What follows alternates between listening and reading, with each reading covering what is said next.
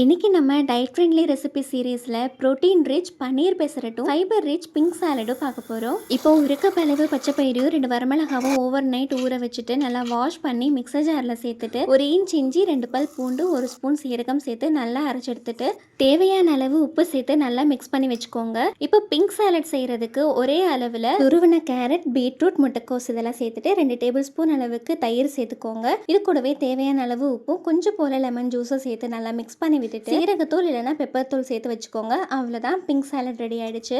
இப்போ பேனில் கொஞ்சம் போல் பட்டர் சேர்த்துட்டு அதில் வரமிளகாத்தூள் பெப்பர் தூள் சால்ட் சேர்த்துக்கோங்க. இது கூடவே கட் பண்ணி வச்சுக்கிற லோ ஃபேட் பன்னீரை சேர்த்து ஃப்ரை பண்ணிங்கன்னா ஸ்டஃபிங் ரெடி ஆகிடும். தோசைக்கல் நல்லா சூடானதுமே நம்ம ரெடி பண்ணி வச்சுக்கிற பேட்டரில் தோசை ஊற்றிட்டு பன்னீர் இதில் நல்லா உதுத்து போட்டுட்டு 2 சைடும் க்ளோஸ் பண்ணி வேக வச்சு எடுத்துக்கோங்க.